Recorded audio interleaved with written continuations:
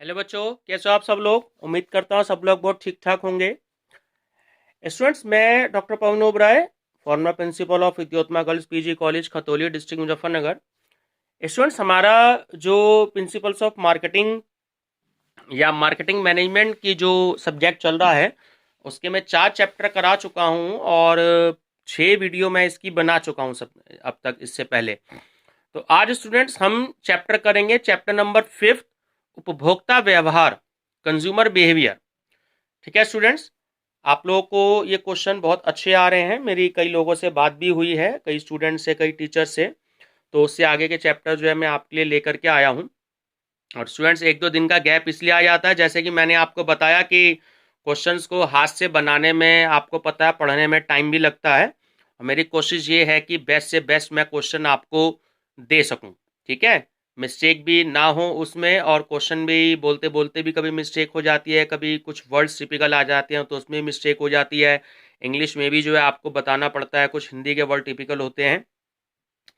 तो स्टूडेंट, इससे पहले कि अगर आपको वीडियोस, यदि आप फर्स्ट टाइम मेरी वीडियो सुन रहे हैं तो इससे पहले की वीडियोस आप study with doctor Pavan Oberoi channel को जो है सब्सक्राइब कर लें, ऑल नोटिफिकेशंस कर लीजिएगा और आगे शेयर्स और लाइक जरूर करें।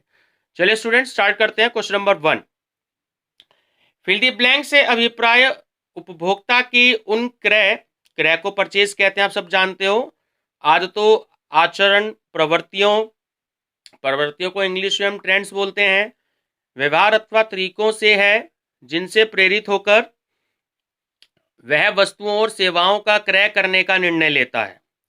तो स्टूडेंट, इसको हम कहते हैं उपभोक्ता व्यवहार, कंज्यूमर बिहेवियर। ठीक है, option number C. Question number 2, क्रेता या उपभोक्ता बायर, ठीक है, इंग्लिश में बायर बोलते हैं और उपभोक्ता को हम कंज्यूमर बोलते हैं।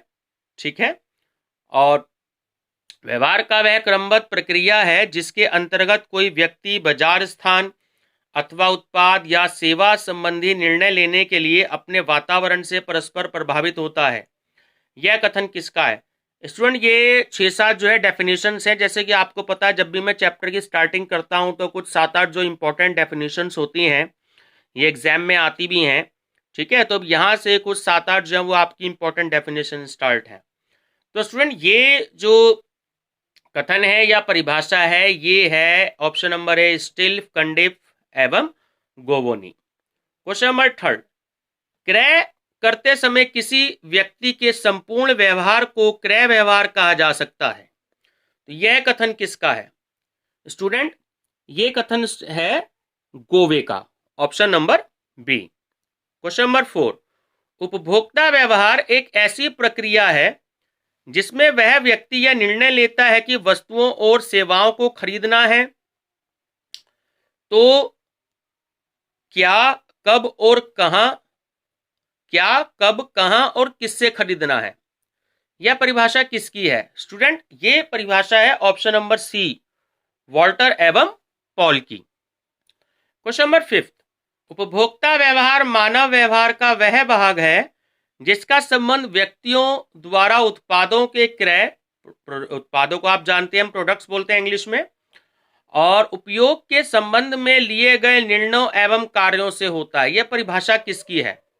स्टूडेंट, ये परिभाषा है ऑप्शन नंबर डी, शॉल एवं गुल्टिनर। क्वेश्चन नंबर 6, क्रय व्यवहार से आशय उन संभावी क्रेताओं के मनोवैज्ञानिक, सामाजिक एवं भौतिक व्यवहार से है जो मूल्यांकन, क्रय, उपभोग के लिए जागृत होते हैं और दूसरे क्रेताओं को उत्पादों एवं सेवाओं के बारे में बताते हैं। स्टूडेंट्स, प्रोडक्ट को तो हम बोलते हैं उत्पाद और सर्विसेज को बोलते हैं हम सेवाएं। तो ये स्टेटमेंट है स्टूडेंट्स ऑप्शन ए, वेबस्टर का।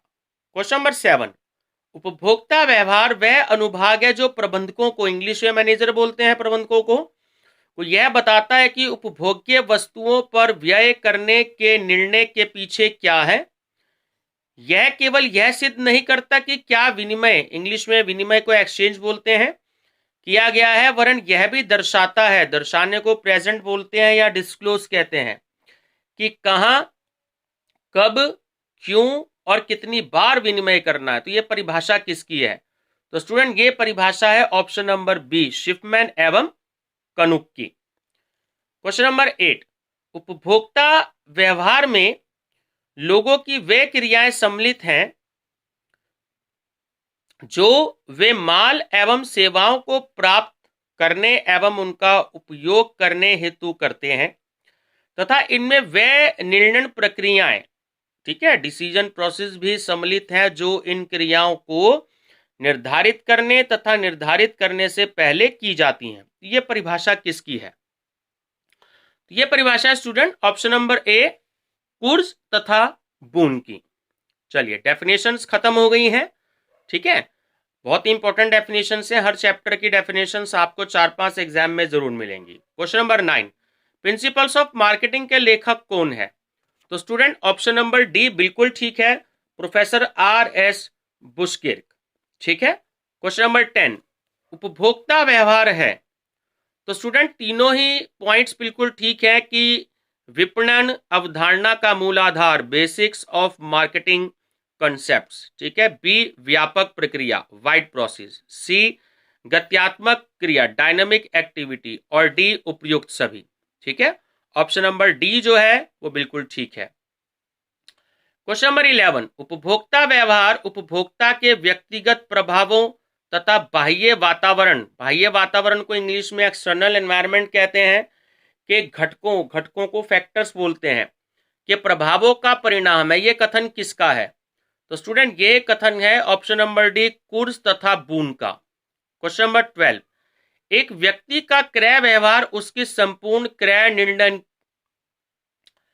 प्रक्रिया है, ठीक है, ना कि केवल क्रय प्रक्रिया का एक चरण। यह कथन किसका है? स्टूडेंट ये कथन भी ऑप्शन नंबर डी, कुर्ज तथा बून का है। क्वेश्चन नंबर 13, उपभोक्ताओं की श्रेणी है। तो स्टूडेंट ये जो उपभोक्ताओं की श्रेणी है ये ए और बी दोनों पॉइंट है। एक, घरेलू उपभोक्ता, घरेलू को हम इंग्लिश में या तो डोमेस्टिक कहते हैं या हाउस होल्ड कहते हैं, है ना, तो डोमेस्टिक कंज्यूमर। और बी है आपका औद्योगिक या संस्थागत उपभोक्ता, ठीक है। औद्योगिक को हम इंग्लिश में बोलते हैं इंडस्ट्रियल और संस्थागत को बोलते हैं हम इंस्टीट्यूशनल। तो ऑप्शन नंबर सी बिल्कुल ठीक है, ए तथा बी दोनों। क्वेश्चन नंबर 14, उपभोक्ता व्यवहार के मनोवैज्ञानिक घटक में शामिल होता है। तो स्टूडेंट आधारभूत आवश्यकताएं जो बेसिक नीड्स होती हैं, छवि यानी कि इमेज और सीखना यानी कि लर्निंग, तीनों ही इसमें शामिल हैं। तो ऑप्शन नंबर डी जो है वो बिल्कुल करेक्ट है। क्वेश्चन नंबर 15, उपभोक्ता व्यवहार के आर्थिक घटक में शामिल है। तो स्टूडेंट तीनों ही शामिल हैं, पारिवारिक आय, फैमिली इनकम, उपभोक्ता साख, कंज्यूमर क्रेडिट, और सी, सरकारी नीति, गवर्नमेंट पॉलिसी। तो ऑप्शन नंबर डी करेक्ट है, उपयुक्त सभी। क्वेश्चन नंबर 16, व्यक्तिगत उपभोक्ता वह है। तो स्टूडेंट ऑप्शन नंबर ए ठीक है, जो अपने स्वयं के अथवा अपने परिवार के उपभोग या उपयोग के लिए उत्पादों या सेवाओं का क्रय करता है, ठीक है। बहुत इंपॉर्टेंट क्वेश्चन है, ध्यान रखेंगे। क्वेश्चन नंबर 17, पहला था व्यक्तिगत उपभोक्ता, दूसरा है संस्थागत उपभोक्ता। तो संस्थागत उपभोक्ता वह है, तो इसमें आपका ऑप्शन नंबर डी जो है वो बिल्कुल करेक्ट, बी बिल्कुल करेक्ट है कि जो उत्पादों तथा सेवाओं का पुनः उत्पादन या पुनः विक्रय के लिए क्रय करता है, ठीक है। तो ऑप्शन नंबर बी करेक्ट है। क्वेश्चन नंबर 18, व्यक्तिगत उपभोक्ता है।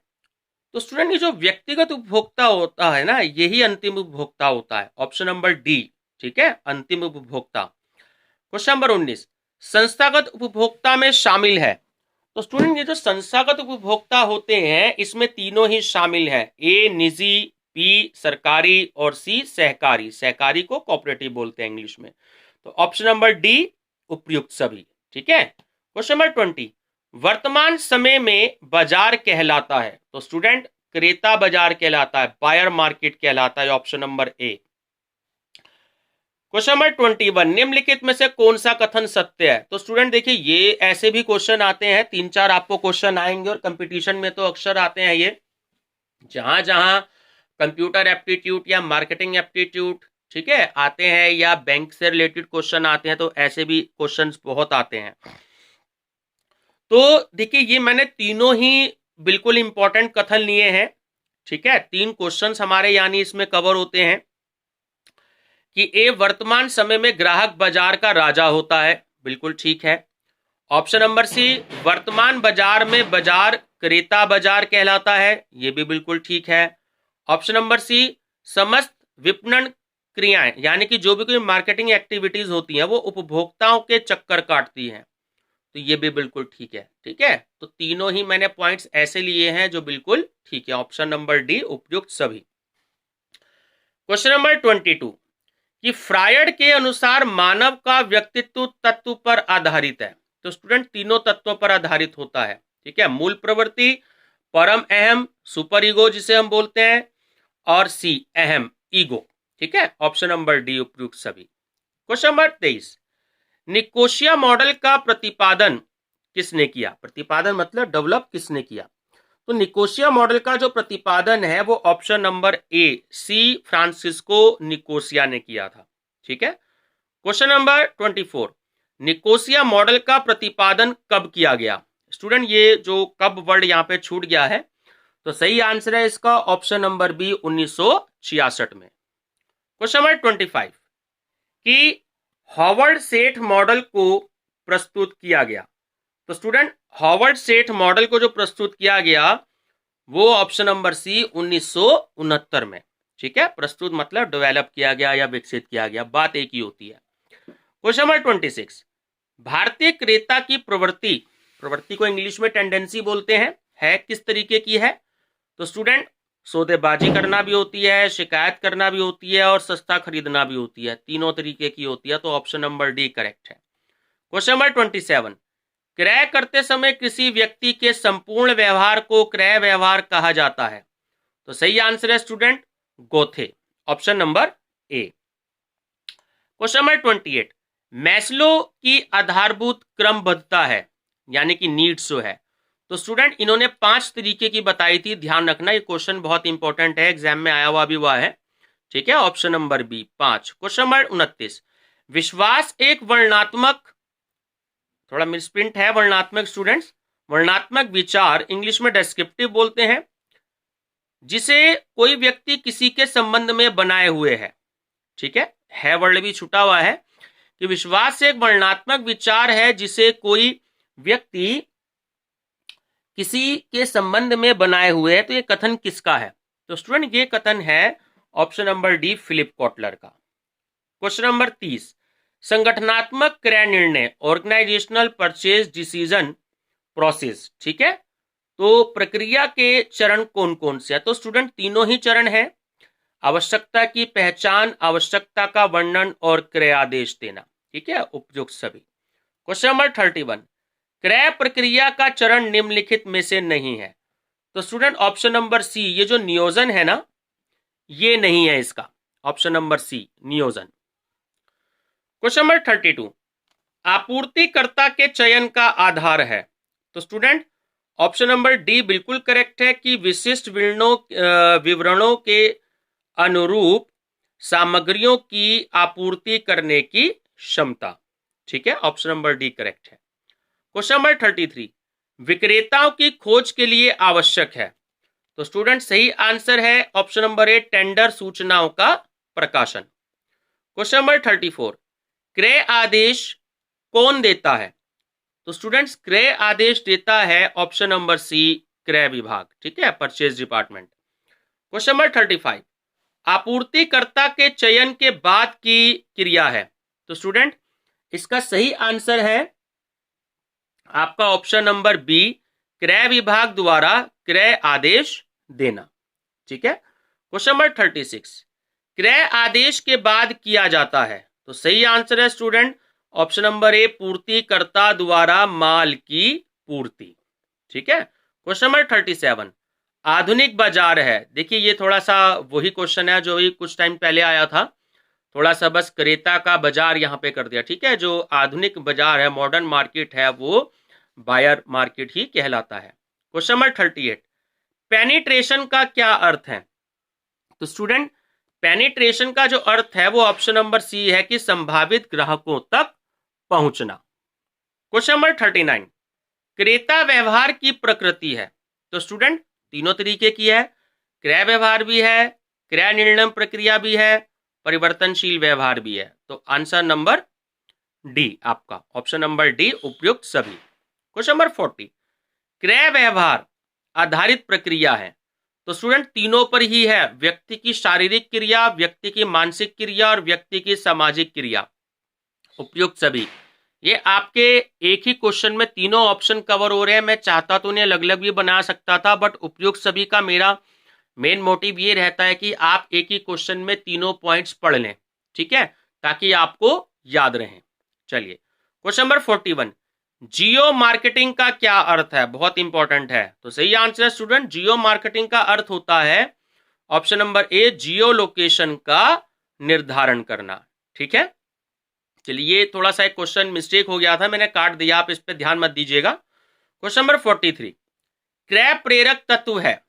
तो स्टूडेंट्स क्रय प्रेरक तत्व हम कहते हैं उत्पाद को, प्रोडक्ट को। ठीक, क्वेश्चन नंबर 44, क्रय प्रेरक के वातावरण जो तत्व हैं वो कौन से हैं? तो स्टूडेंट ये जो है आपका, इसमें देखिए, अगर आप ध्यान से देखें तो इसमें आपको जो आंसर मिलेगा वो आंसर नंबर बी है। थोड़ा सा मैं इसे इस तरीके से कर देता हूं, आपको क्लियर नजर आ जाए। ठीक है, तो ऑप्शन नंबर बी, राजनीतिक तथा सांस्कृतिक तत्व। क्वेश्चन नंबर 45, उपभोक्ता की विशेषता है? स्टूडेंट बहुत इंपॉर्टेंट है क्वेश्चन, ऑप्शन नंबर ए, मानसिक।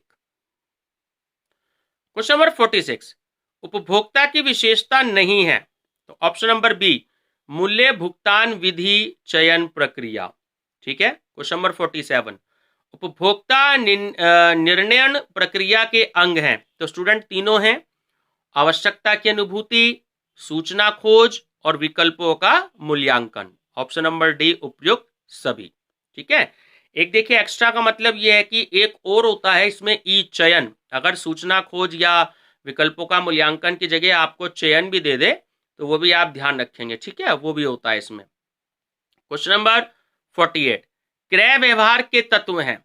तो स्टूडेंट तीनों ही तत्व होते हैं, प्रोडक्ट सिलेक्शन भी होता है, ब्रांड सिलेक्शन भी होता है, ठीक है, और मीडिएटर सिलेक्शन भी होता है। मध्यस्थ को हम मीडिएटर बोलते हैं। ठीक, क्वेश्चन नंबर 49, व्यक्तिगत उपभोक्ता है? तो स्टूडेंट व्यक्तिगत उपभोक्ता वो होता है जो स्वयं के उपभोग या उपयोग के लिए क्रय करता है। ठीक है, ऑप्शन नंबर ए करेक्ट है। क्वेश्चन नंबर 50, संगठनात्मक उपभोक्ता होते हैं?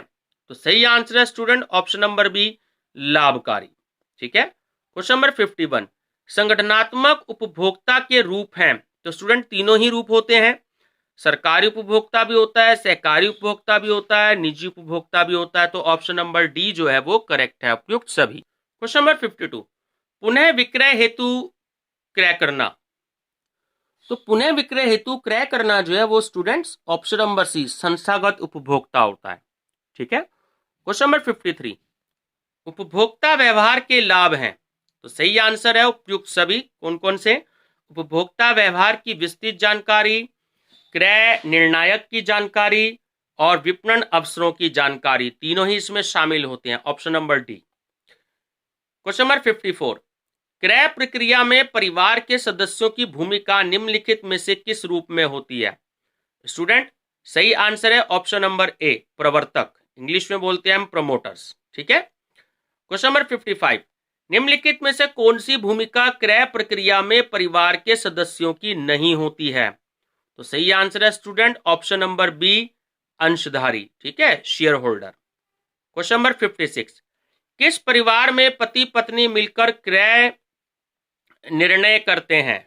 स्टूडेंट सही आंसर है समन्वयवादी परिवार। ठीक है, option number A. Question number 57, किस परिवार में पति ही क्रय निर्णायक की भूमिका में होता है? तो सही आंसर है स्टूडेंट ऑप्शन नंबर बी, पति आधिपत्य परिवार। क्वेश्चन नंबर 58, किस परिवार में पत्नी ही क्रय निर्णायक की भूमिका में होती है? तो सही आंसर है ऑप्शन नंबर बी, पत्नी आधिपत्य परिवार। क्वेश्चन नंबर 59, उपभोक्ता व्यवहार अध्ययन प्रभावी है? तो देखिए किस किस में? तीनों में होता है स्टूडेंट्स, उत्पाद विकास में, उत्पाद नियोजन में, विपणन नियोजन में।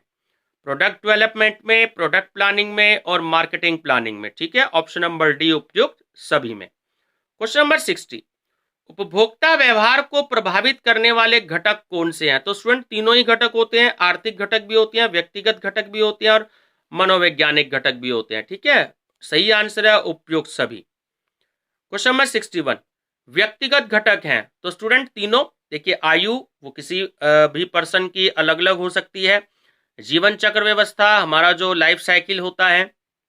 ठीक है, जीवन शैली, ऑप्शन नंबर सी, हमारा लाइफस्टाइल कैसा है। तो सबका अपना अपना तरीका होता है, अलग अलग, है ना। मिस्टर ए का अलग हो सकता है लाइफस्टाइल, मिस्टर बी का अलग हो सकता है, मिस्टर सी का अलग हो सकता है, तो सबका अलग अलग होता है। ठीक है, और जीवन चक्र व्यवस्था, ये स्टूडेंट्स, ये जो हमारा आगे आप पढ़ेंगे पीएलसी, प्रोडक्ट लाइफ साइकिल, ठीक है, उसके बारे में हम डिटेल में डिस्कस करेंगे वहां पर। क्वेश्चन नंबर 62, जीवन शैली है यानी कि जो लाइफ स्टाइल है वो किस तरीके का होता है? तो स्टूडेंट ऑप्शन नंबर ए, सादा जीवन और उच्च विचार। ठीक है, option number A. Question number 63, मानसिक लक्षण है कौन कौन से? आत्मविश्वासी भी होता है, महत्वाकांक्षी भी होता है और प्रतिस्पर्धी भावना भी होती है। तो ऑप्शन नंबर डी उपयुक्त सभी। ठीक है, क्वेश्चन नंबर 64, आर्थिक घटक हैं तो स्टूडेंट जो आर्थिक घटक होते हैं ना वो ऑप्शन नंबर ए, आय होती है। इकोनॉमिक फैक्टर बोलते हैं इंग्लिश में, आय, इनकम। सामाजिक जीवन नहीं हो सकता, प्रबंधन नहीं हो सकता, मानवीय मूल्य नहीं हो सकता, क्योंकि इनकम सब पर्सन खुद अर्न करते हैं, खुद मेहनत कमाते हैं करते हैं। ठीक है, एक आदमी 50,000 रुपए कमाता है, एक आदमी 5 लाख रुपए कमाता है, एक आदमी 5 करोड़ भी कमाता है। ठीक है, क्वेश्चन नंबर 65, तरल संपत्ति है तो स्टूडेंट ऑप्शन नंबर ए, नकद, कैश। क्वेश्चन नंबर 66, आर्थिक घटक नहीं है तो स्टूडेंट ये जो ऑप्शन नंबर सी है, पारिवारिक समस्या, ये आर्थिक घटक नहीं है। ध्यान रखना, प्रॉब्लम होती है हर एक फैमिली में। ठीक है, ध्यान रखेंगे, आर्थिक घटक नहीं है। क्वेश्चन नंबर 67, इंटरनेट विपणन के क्षेत्र में शामिल है यानी कि जो इंटरनेट मार्केटिंग होती है तो स्टूडेंट तीनों ही है इसमें। टेक्स्ट एडवर्टाइजिंग भी है, लीड स्कोरिंग भी है और वेब बैनर भी होता है, तीनों ही शामिल होते हैं इसमें। ठीक है, ऑप्शन नंबर डी उपयुक्त सभी। क्वेश्चन नंबर 68, जियो लोकेशन का क्या अर्थ है? सही है आंसर स्टूडेंट, जियो लोकेशन का अर्थ होता है भौतिक स्थान। क्वेश्चन नंबर 69, सांस्कृतिक मूल्य है तो सही आंसर है स्टूडेंट ऑप्शन नंबर ए, आचरण एवं व्यवहार। ठीक है, option number A. Question number 70, सांस्कृतिक घटक नहीं है तो सही आंसर है स्टूडेंट ऑप्शन नंबर सी, अहंकारी या आत्मसम्मान की आवश्यकता। क्वेश्चन नंबर 71, उप संस्कृति है तो स्टूडेंट तीनों ही है। देखिए, उप संस्कृति जातीयता भी होती है, राष्ट्रीयता भी होती है और जो होती है सिख संस्कृति भी है ना। उपयुक्त सभी, ऑप्शन नंबर डी सही है इसमें। क्वेश्चन नंबर 72, क्रेता व्यवहार का सामाजिक घटक है तो सही आंसर है स्टूडेंट परिवार, ऑप्शन नंबर ए। ठीक है, फैमिली। क्वेश्चन नंबर 73, सामाजिक घटक नहीं है तो ऑप्शन सी, मूल्य जो होता है वो सामाजिक घटक नहीं होता है। ठीक है, क्वेश्चन नंबर 74, क्रय प्रक्रिया का चरण है तो स्टूडेंट तीनों ही चरण होते हैं क्रय प्रक्रिया के, यानी कि हमारा जो परचेज प्रोसेस होता है, आवश्यकता की पहचान, विकल्पों की खोज और विकल्पों का मूल्यांकन। ऑप्शन नंबर डी करेक्ट है। क्वेश्चन नंबर 75, क्रय प्रक्रिया का प्रथम चरण है तो स्टूडेंट सही आंसर है इसमें ऑप्शन नंबर ए, आवश्यकता की पहचान। चलिए स्टूडेंट, इस वीडियो का लास्ट क्वेश्चन है और इस चैप्टर का लास्ट क्वेश्चन है। ठीक है, काफी सारे क्वेश्चंस देखिए मैंने इसमें बना दिए हैं तो इसमें अगर आप ध्यान दें तो एक क्वेश्चन इस तरीके से दिया है कि निम्नलिखित को सुमेलित कीजिए। तो मैं सीधा देखिए आंसर आपके सामने रख रहा हूं। ऐसे भी क्वेश्चंस कंपटीशन में बहुत आते हैं। अगर हम ए देखें, आवश्यकता की पहचान, तो सही आंसर है वस्तु या सेवा की आवश्यकता। ठीक है, बी है आपका विकल्पों की खोज, तो सही आंसर है उत्पाद प्रदर्शनी। ठीक है, सी है विकल्पों का मूल्यांकन, तो सही आंसर है इसका पॉइंट नंबर 3, न्यूनतम मूल्य। और डी है उत्पाद की परख, तो सही आंसर है गुणवत्ता, क्वालिटी देखी जाती है। ठीक है, जब हम किसी भी प्रोडक्ट को देखते हैं तो सबसे पहले हम उसकी क्वालिटी चेक करते हैं कि वो प्रोडक्ट कैसा है, चाहे प्रोडक्ट सस्ता हो चाहे प्रोडक्ट महंगा हो। ठीक है, चलिए स्टूडेंट्स, ये आपका चैप्टर जो है वो फिनिश है। आज मैंने इसमें आपके 5 चैप्टर खत्म कर दिए हैं। तो आगे के चैप्टर जो है हम नेक्स्ट वीडियो में डिस्कस करेंगे। वीडियो पसंद आई हो तो लाइक शेयर सब्सक्राइब जरूर करें study with doctor Pavan Oberoi, और अपने फ्रेंड सर्कल में जो है जरूर बताएं, और जल्दी से जल्दी जो है आप अपने एग्जाम्स की तैयारी करें, क्योंकि एग्जाम्स जो हैं वो सही टाइम पर ही होने हैं, लगभग 15 मार्च के आसपास। ठीक है स्टूडेंट्स, तो कोई भी आपका सजेशन हो, कोई भी कमेंट हो, मुझसे आप डिस्कस कर सकते हैं। आप कमेंट बॉक्स में आप कमेंट्स अपना दे सकते हैं, या मुझसे मेरे व्हाट्सएप नंबर 8057185980 पे आप मेरे को बातचीत भी कर सकते हैं। Thank you students.